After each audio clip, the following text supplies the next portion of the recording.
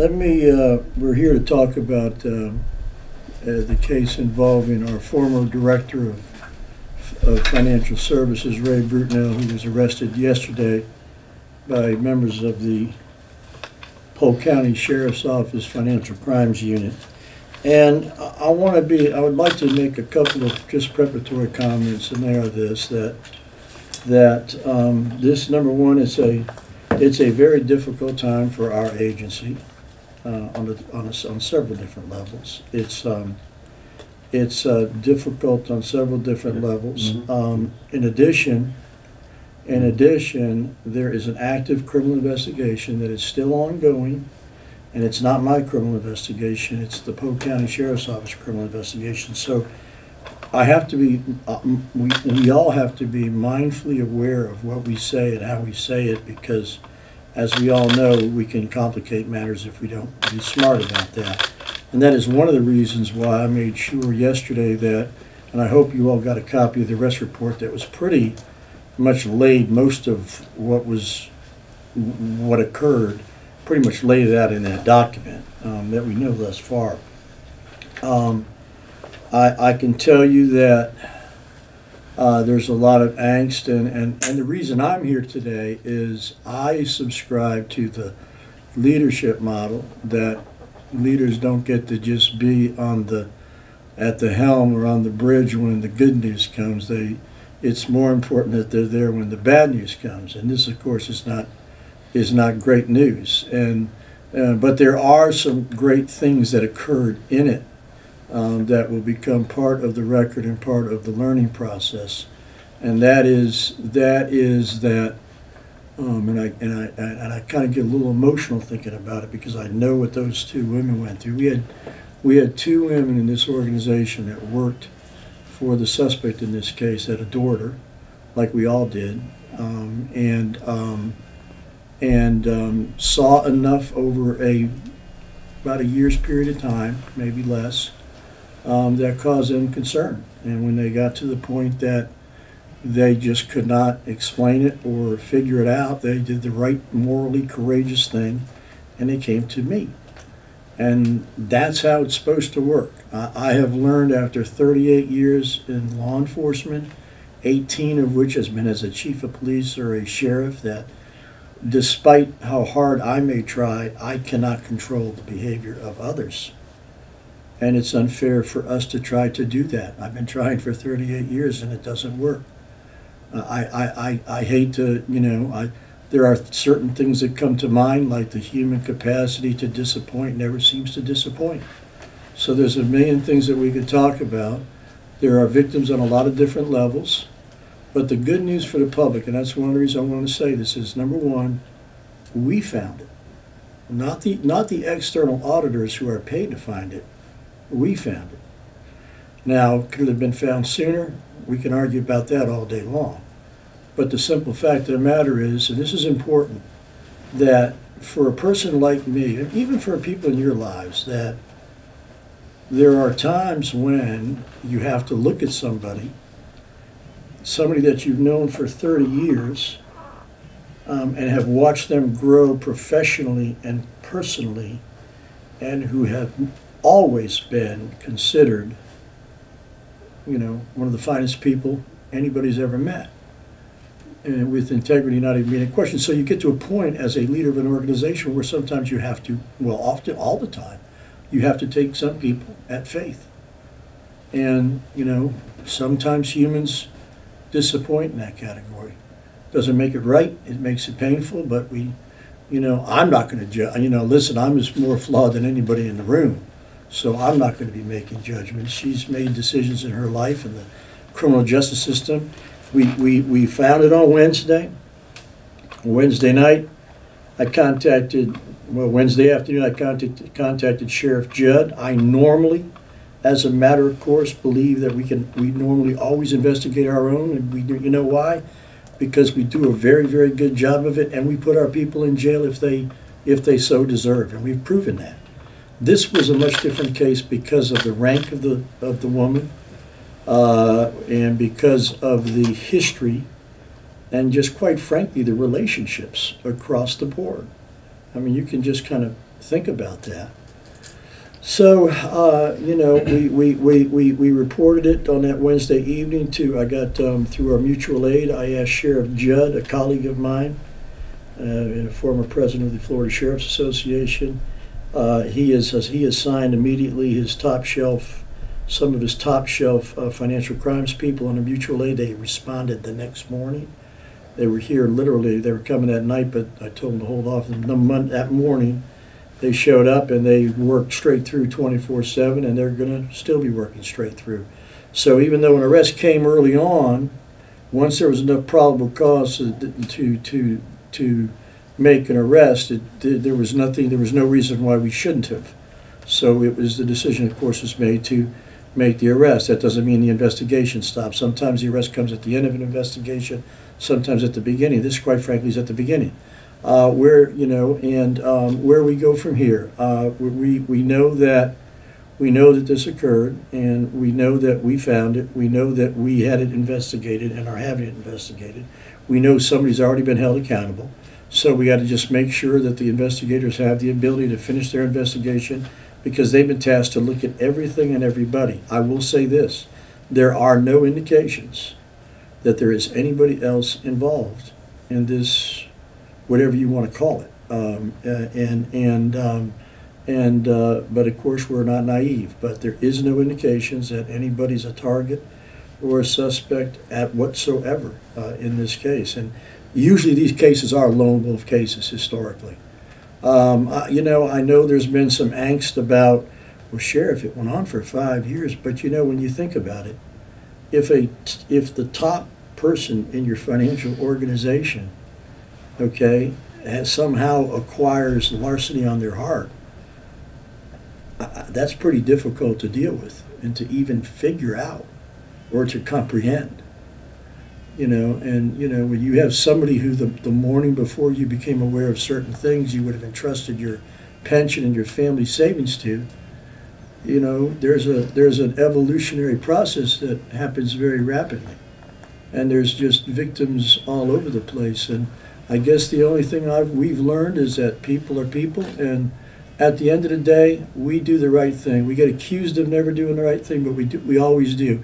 When we mess up, and we do, because we're made up of human beings, when we mess up, we don't hide it, we don't cover it up, we just put it out there, because sooner or later, everyone's going to find out anyways. And we deal with our own. All of you've known, some of you've known me for years. I've arrested several. We have had to arrest several of our people over the years, if you want to think about it, because we're not perfect. And I'm not excusing anything, but you know, but as long as we're doing the right thing, and the citizens can know that. And I also feel very confident that at the end of this, that there will be mechanisms in place that will allow us to recover the money that was taken from not only citizens. I mean, we're all citizens, but money was taken directly from employees too.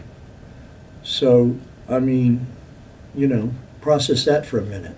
Not taxpayer dollars. This was, you know, out of my payroll deduction to help other people and to have retirement parties and what have you.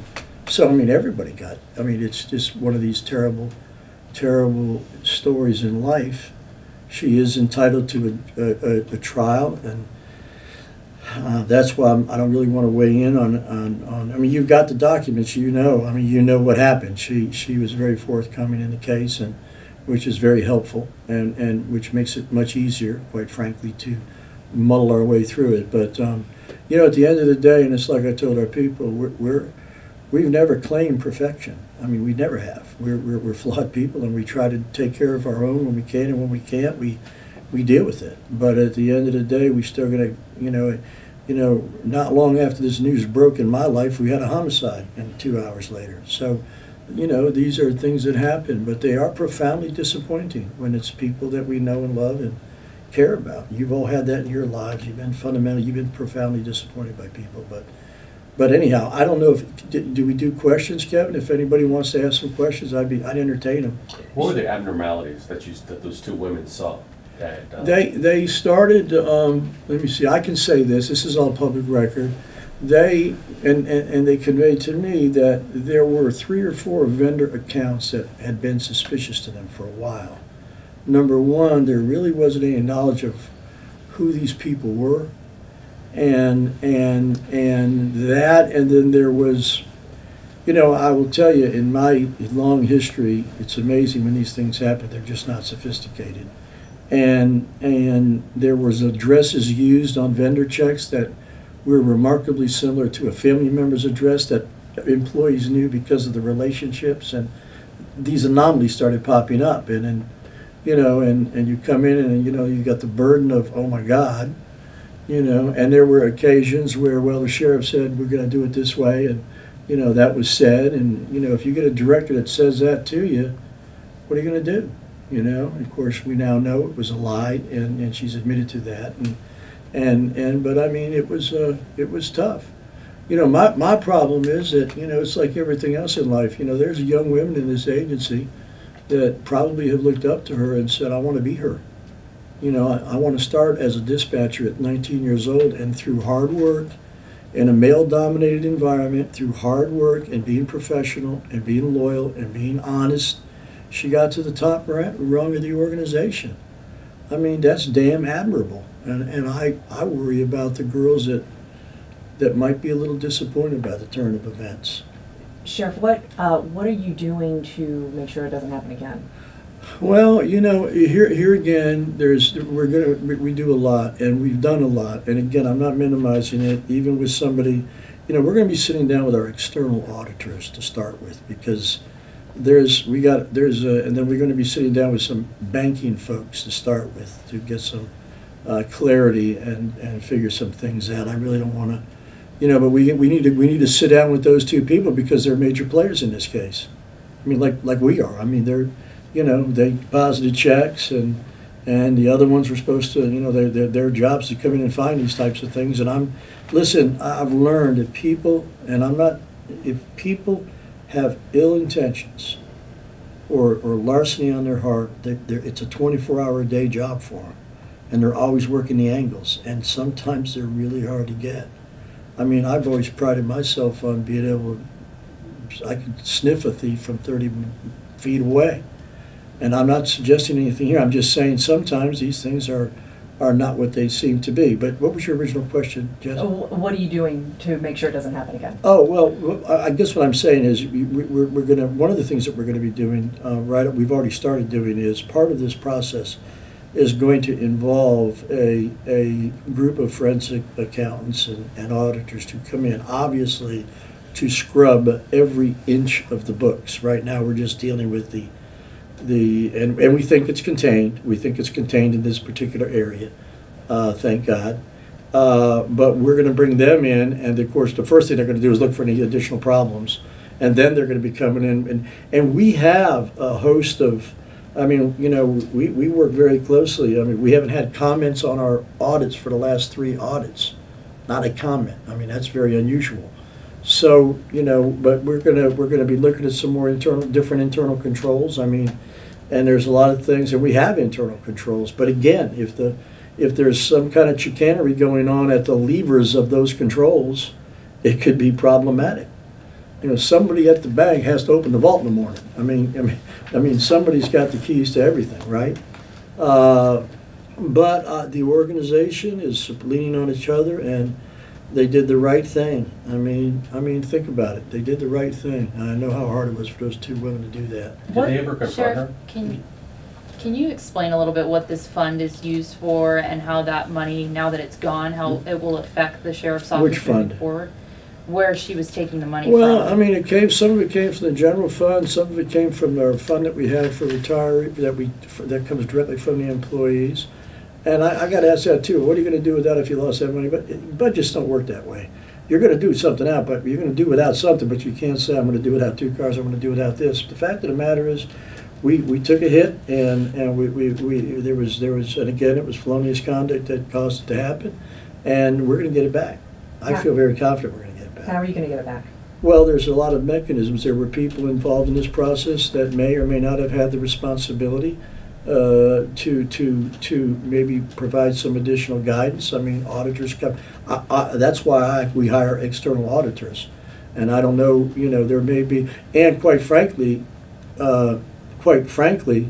I'm hoping to get most of it from if the suspect is convicted of these crimes.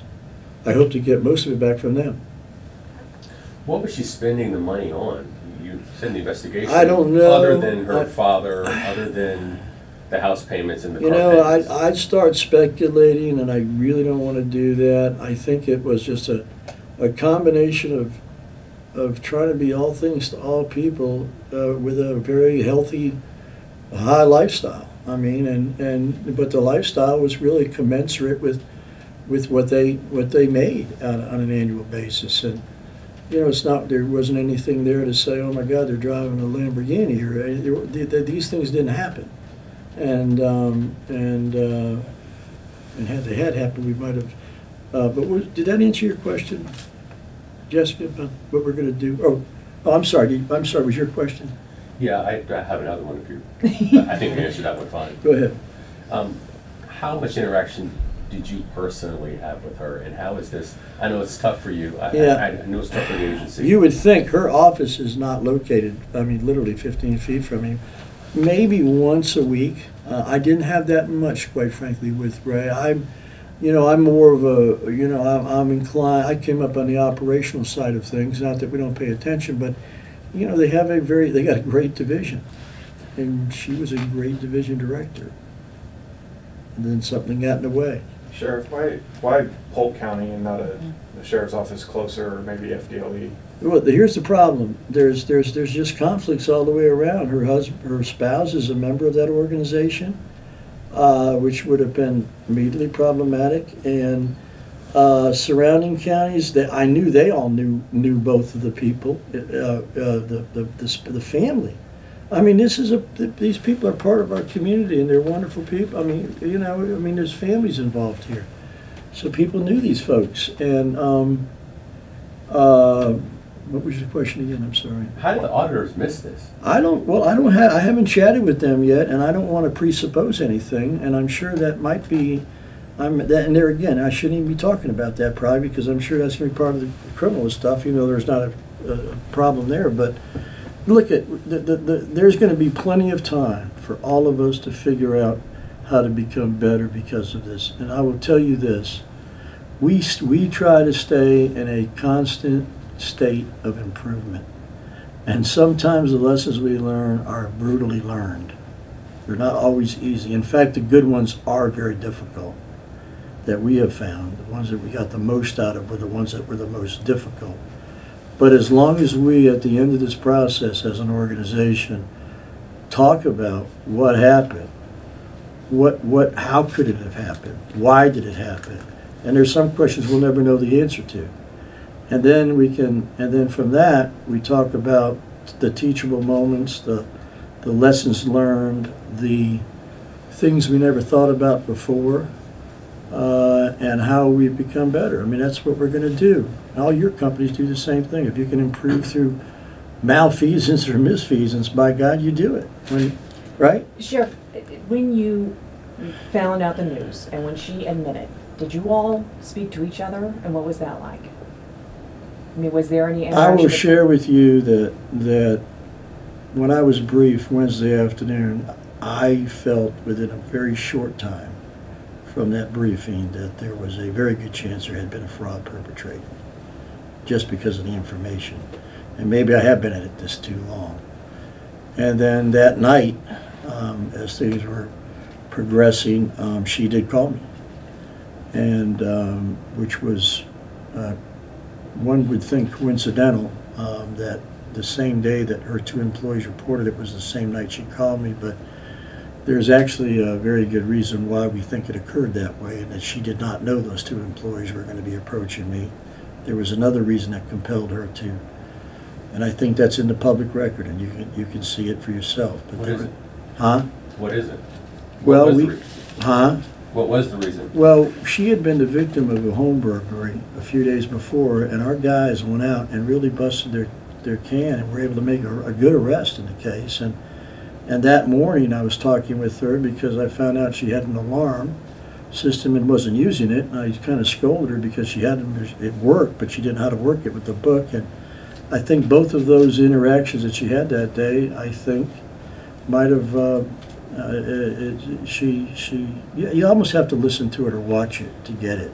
She saw people doing the right thing, and it compelled her to do something, make a phone call. Do you have the name of the person who was arrested for burglarizing her home? I don't have We can it. get it. Yeah, we can get it. It was a great case, and it was, they worked hard on it, and they did a great job.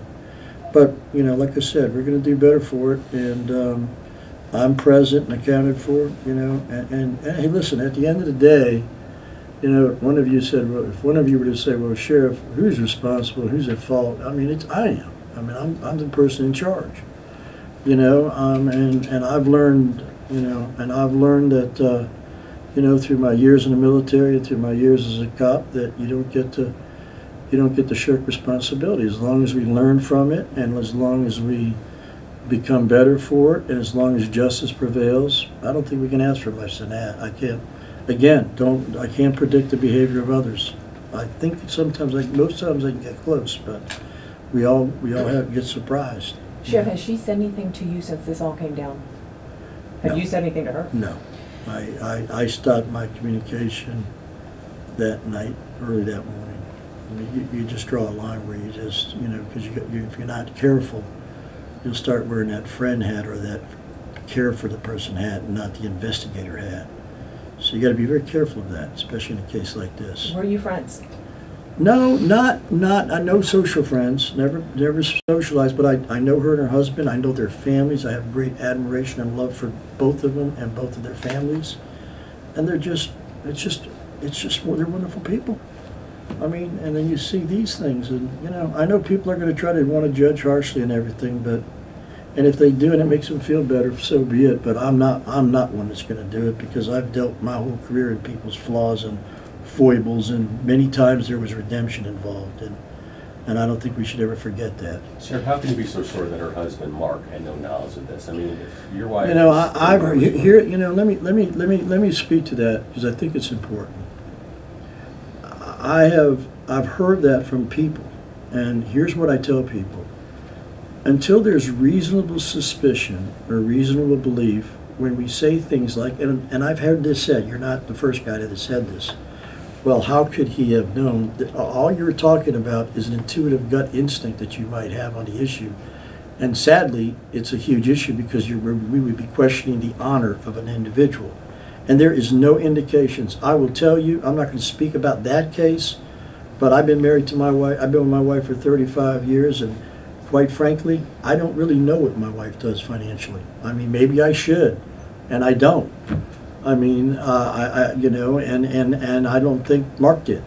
And he, you know, for the last year he's been in Tampa, and I'm not going to speak for him, but I can assure people I am 100% confident that Mark had absolutely no knowledge and was not involved in this. But again, I'm speaking out of order.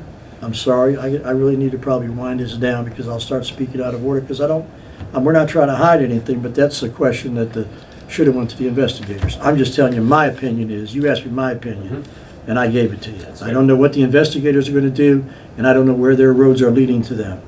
And just so you do know, you know, I told those guys I'm to be the first guy interviewed, okay? And any records you need from me, you got from me, you know, because listen, you got to look everywhere, you know. Just because you're the sheriff, you don't get a pass. I mean, I need to be the first one looked at, just to make sure that we don't have issues. And that's what we're doing. Sheriff, was she remorseful? Yeah, of course. I mean, from everything that I know remorseful to look like, absolutely. Absolutely. You're going to probably, because every time an institution makes a mistake in the eyes of the public, you guys do everything right. Public Yep. doesn't even notice you do something wrong. Yep. How are you going to approach? Here's how. You know, I always thought that our relationship with the public metaphorically was like a barrel, and in that barrel you try to keep it filled up with goodwill by doing the small things that don't get reported, or doing the right things that happen 99% of the time. We keep that sucker filled up, and every once in a while, because we have to hire humans from our neighborhoods, every once in a while we really muck things up. Okay, I mean, and it can get, you guys have seen the lone wolf incident to the, 13 corrupt police officers, we've seen it all.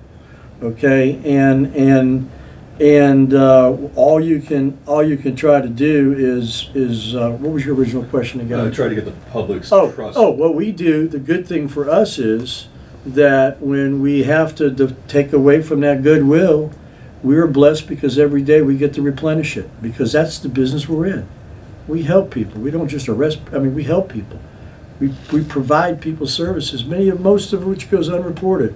Acts of kindness every day. So we refill it. It doesn't make it easier. It doesn't make it, and it hurts. Things like this become part of the fabric of the culture of your organization. But we got to have the bad with the good, because if you just have the good, you'll forget the bad, and if you just have the bad, you'll forget the good. So, this is not a bright spot for us, ladies and gentlemen. It is what it is, but we're dealing with it correctly. Did the women ever confront her? Did the two women who worked for her, did they ever go to her and say, hey? It's in the record. Let me just tell you, I think it's in the record. Okay. Would you call them whistleblowers? I wouldn't use that term. That's their job. They work in the financial area, so part of endemic in that position is if you see. That's true in any part of our organization. So whistleblower would be somebody who didn't really have a role to announce it, but they announced it. They have a role to announce it. So I wouldn't use that term in this particular. Yeah. Is that good? That's good. Okay. Thank you, Sheriff. Thank you.